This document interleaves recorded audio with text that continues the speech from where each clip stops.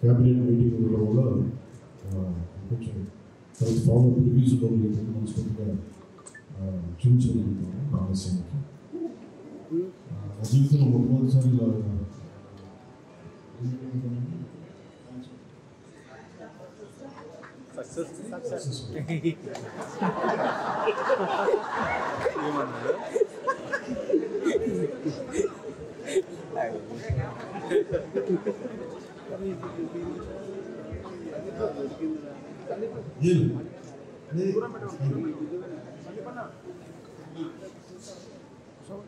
Success meet ఏంటి నాకు అలవాట్లేదు.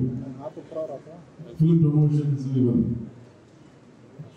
నాకు ఎలా అనిపిస్తుందంటే ఈ సినిమా వచ్చినప్పుడు పొద్దున్న మాట్లాడుతున్న క్యాబినెట్లో అంతా పంచాయతీరాజ్ శాఖ గురించి మాట్లాడుతున్నాం. వీళ్ళు ఆ పనులు ఈ పనులు అంటే ఒక పంచాయతీరాజ్ డిప్యూటీ సీఎంతో ఉండి పంచాయతీరాజ్ శాఖ నిర్వహిస్తూ ఉన్నాను. ఫారెస్ట్ సో పంచాయతీరాజ్ శాఖ మంత్రిగా ఉంటూ కేవలం పంచాయతీల వరకు పరిమితం ఉంటున్నాను, కానీ సినిమా పంచాయతీలు కూడా చేసి రిలీజ్ చేయాల్సి వస్తుందని అంటే నాకు ఎందుకు అనిపిస్తుందంటే నా లైఫ్ టైంలో ఇప్పుడు కూడా నాకు ఏది తెలియదు దొరకల. ఒక చిన్నపాటి అచీవ్మెంట్ కావచ్చు, ఒక నేర్చుకోవడం కావచ్చు, మేబీ అందరికీ ఉంటుందో తెలియదు, కానీ నాకు ఏది కూడా ఏమంటే వడ్డించే మిస్టేక్ కాదు నా జీవితం. ఇన్ని కింద ఇన్నాళ్ళకి పోనీ మనం డిప్యూటీ సీఎం అయ్యే సినిమా అలా రిలీజ్ అవ్వాలి కదా, అలా రిలీజ్ అవ్వాలి. ఎంత అంటే ఇన్ని ఇబ్బందులు పడాలి, పంచాయతీ చేయాలి, ఇవన్నీ చేస్తే నాకు ఒకసారి అలసట వచ్చేస్తుంది. నిద్రలేదు గత వారం రోజులు నా జీవితంలో. అది నేను ఆల్మోస్ట్ ఫిల్మ్ ఇండస్ట్రీకి వచ్చి ఆల్మోస్ట్ క్లోజ్ టు 28-29 years. ఇన్ని సంవత్సరాలు మాట్లాడిన దాంట్లో మొన్న 2 days మీ సినిమా గురించి మాట్లాడిన కనీసం 10% కూడా మాట్లాడి లాస్ట్ 28 years. మన ఏం రత్న గారి సబ్జెక్ట్ తీసుకొచ్చినప్పుడు నాకు ఒకటే అనిపించింది, ఇది ఎలా చేయగలంటే పీరియడ్ ఫిల్మ్ నాకు ఎప్పుడు డౌట్ బేసిక్. అది ఎలా చేయగలం, ఎలా సాధించగలం అంటే కేబోర్డు గుడ్ కాన్సెప్ట్ కూడా అనేది తీసుకున్నారు. తోటతర్ణి గారు ఇనిషియేట్ చేశారు, ఎఫెక్ట్స్ ఎలా వస్తాయని గారు మైట్ బి సమ్ గ్లిచెస్ ఉంటా ఉంటే నాకు అనిపించింది. గ్లిచెస్ వచ్చి నాకు అన్నిటికీ కరెక్ట్ అది ఏంటంటే మోర్ దెన్ ఎఫెక్ట్స్ వీటన్నిటికంటే కూడా ఒక ఎమోషనల్ ఎంగేజ్మెంట్ ప్లేస్. మనం ఒక సినిమాకి వెళ్ళినప్పుడు మనకు గుర్తుండిపోయేది ఏవి ఎలా ఉన్నాయని కంటే కూడా వాట్ డు వి క్యారీ నా మన గుండెల్లో మనం ఏం తీసుకొస్తాం, ఏ జ్ఞాపకాన్ని పట్టుకొస్తాం, ఏ ఎమోషన్ని తిరిగి ఇంటికి తీసుకొస్తాం అనుకుంటే నాకు ఒకటే ఈ సినిమా నేను ఒప్పుకున్నప్పుడు నాకు ఏమనిపించింది అంటే ఇది మొఘల్కి సంబంధించింది. మనం చిన్నప్పుడు స్కూల్స్లో చదువుకున్నప్పుడు always we hear about how Akbar is great, how Shah Jahan is by creating Taj Mahal, how what an artistic personality, what an artistic emperor, what an aesthetic sensibilities of the emperor. When it comes to Aurangzeb, not a pious religious man. He never used to take anything from his own kingdom. Always used to earn his own kingdom, stitching trophies or something like making some dharmic grants. ఇప్పుడు మాట్లాడారు కానీ the darker side మన చిన్న line ఉంటుంది. ఇప్పుడు నేను చిన్న స్కూల్లో సోషల్ టెక్స్ట్ బుక్లు చదువుకున్నప్పుడు జిజియా గురించి చిన్న సింపుల్ లైన్ తీసుకుంటాను, ఈ లైక్ జిజియా హిందూస్. ఈ సినిమా చేస్తున్నప్పుడు నాకు అది గుర్తు. ఒరిజినల్గా ఈ కథ చేసేటప్పుడు సింపుల్ లైక్ ఇది ఇమిగ్రేషన్, మన ఎయిర్పోర్ట్ కింద ఇమిగ్రేషన్ ఎలా ఉంటుందో అలాగే కైండ్ ఆఫ్ ఇమిగ్రేషన్ అది హిందూగా ఉన్నా ముస్లింగా ఉన్నా అంటే లేదా హిందూ ట్యాక్స్ పే చేసి వెళ్ళిపోతారు అంటే that's the sequence. So once the producer and Krishna have decided, Jyoti Krishna have decided it should be 2 parts. అంటే లెంత్ 4.5 hours వచ్చేసింది కాబట్టి మనం ఫస్ట్ మన దీన్ని 2.5 గంటలు చేయాలనుకున్నప్పుడు ఇంటర్వల్ పాయింట్ ఎక్కడ పెట్టాలంటే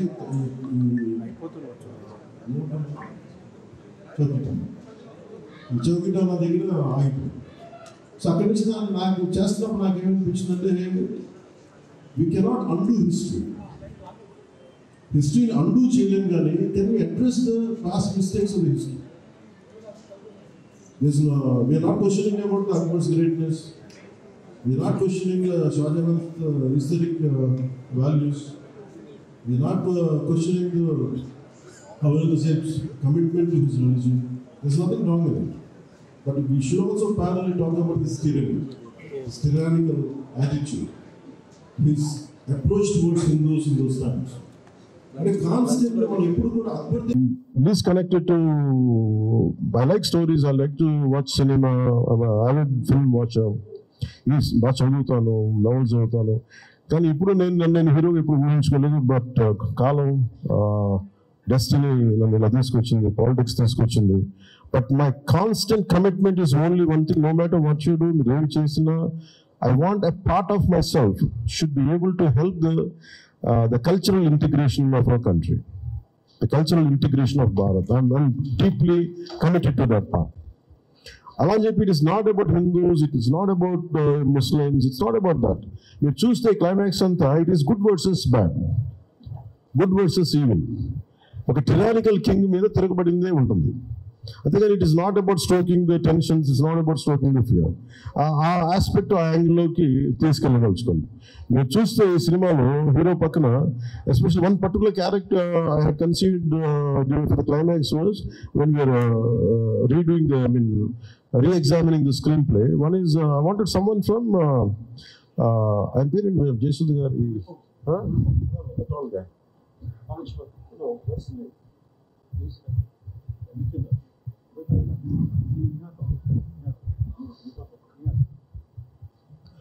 Jesud Gari abbai Neha Kapoor acted as a man from frontier India, that's a Balochistan nunchi.